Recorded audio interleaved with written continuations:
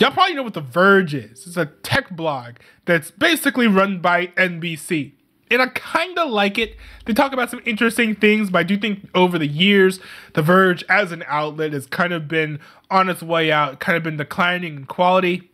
And here's an example of just a terrible take, a horrible article by The Verge. It's called,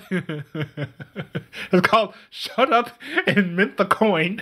And the little tag is, finance is just a fancy meme, which on the face of it sounds stupid. But, to be fair, it's not stupid. It's incredibly stupid. This is one of the worst fiscal and political takes that I have read in a long time. This is by, Elizabeth Lapato? And the funniest thing is, it says she used to be a reporter for Bloomberg. Emphasis on the word used to. But let's read this, yo. This has to be a meme. There's no way this can be real. But I think it is. I mean, I don't see any /s or anything denoting that this is a joke. But she literally says, it's time to mint the coin, sickos. So she mentions the national debt, right? The debt ceiling talks. But she says, there is a way out, and it's been known for years. What we do is mint a 1 trillion platinum coin. What? That's absolutely ridiculous. That's hilarious. I'm glad that we're not doing that. But who thinks this is a good idea? Who thinks this is a good idea? Who actually understands what inflation is and how inflation works? This is so silly. This 2003 is an increasing level of nonsense from our elected officials around the debt ceiling. The debt ceiling is a limit on government spending that was instituted in 1917 when there's a Democrat in the White House, and sometimes even when there isn't, politicians. So basically, when we have a president, why would you say when there's a Democrat in the White House and sometimes even when there isn't? It's like, hey, when I have work or when I don't. It doesn't make any sense. Anyways, politicians decide that playing with the debt ceiling is a great way to get their pet policies passed. These buffoons love playing chicken with the idea of defaulting on our government debt. Why they think this is cute or funny, I don't know. And then it lists a bunch of years in which this was the case. We've had to sit through a bunch of farce about the debt ceiling. And I do think there's something interesting about what she's saying there. I think that it's just selective outrage, because I do think that we shouldn't be borrowing any more money. All of the government's money should be coming from taxes, right? And if if the citizens aren't making enough money to pay the amount of money in taxes that would cover our yearly debts, then either the government's spending too much, or the citizens aren't making enough money, and the government needs to put in policies that will cause the economy to thrive in a way that citizens will make more money, and then they'll pay more money in taxes. I have a whole radical tax policy in my head about that. Maybe we could talk about it at a different time. But I do think that in general, the government just wants to spend, and they don't care whether or not they raise the debt or not. And that's why I think this is all selective, because usually this only occurs when there's enough of a majority to trigger a debt ceiling halt, and thus a default. But anyways, let's dig back into this. If we hit the ceiling, the U.S. may default on the debts, which can potentially mess up the entire world economy, which is true. America, while we're on the decline, still a international powerhouse when it comes to the financial world and everything. I strongly suspect the productive talks going on right now are basically cosplay so the markets won't freak out. I don't know. One thing that is interesting is that Joe Biden did say that he is willing to go into default. So there is that. And I don't think any president has said that before.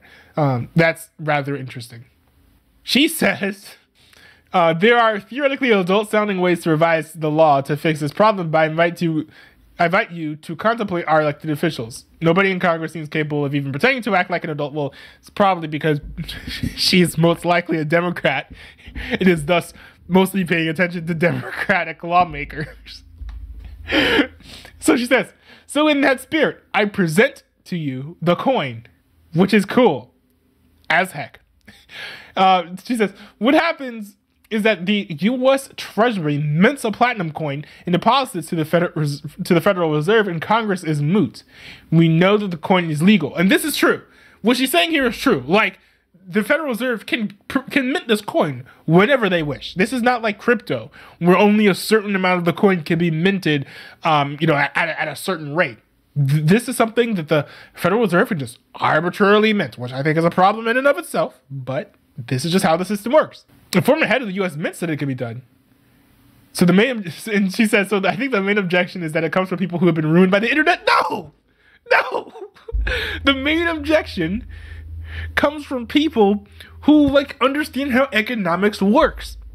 The major problem with minting, in case this hasn't popped into your head yet, the major problem with minting a $1 trillion coin is that it will spike inflation drastically. We cannot afford to have a situation right now when inflation is at a pretty high level, to be honest, right? Like gas is twice as much as it cost when Trump was president. Like, that's how dramatic things have swung. Inflation is at an extremely high level. We want to mint a $1 trillion coin. Do you have any idea of what effect that will have on the value of the US dollar? We can mint a $1 trillion coin, send it to whatever countries we owe debt to, pay off all of our debts, but then everybody else's money will be just worth monopoly money. It'll instantly be become basically as valuable as the currency of Venezuela or Cuba. This is literally the policy that will destroy our currency if we decide to do it. It's crazy. It's crazy. And so, yeah, she does point out that this comes from, mostly online people. Like I said, the idea came from a comment section of a blog in 2011. She said, in theory, it's not a great idea. No, it's not. This is a terrible idea. Then she says, in practice, if we don't do it, the net ceiling standoffs will never end. Well, I mean, these standoffs are better than lighting your currency on fire because you've racked up a ridiculous amount of debt. You know? I don't know if I want to even read the rest of this. This is just stupid. Oh my goodness. I just now realized that if these foreign governments, let's say we mint a handful of $1 trillion coins and send them to China, how are they supposed to cash that out?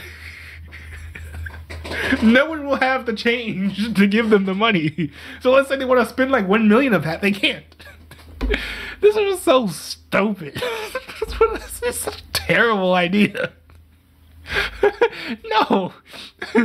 I agree with Elizabeth Lapato here that, in theory, this doesn't make sense. But I just disagree that in practice it makes sense, because it doesn't. Oh my goodness. Oh man.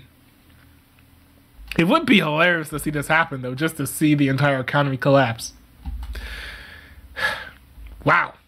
Well, I think we've learned a very valuable lesson today, which is don't take financial advice from The Verge.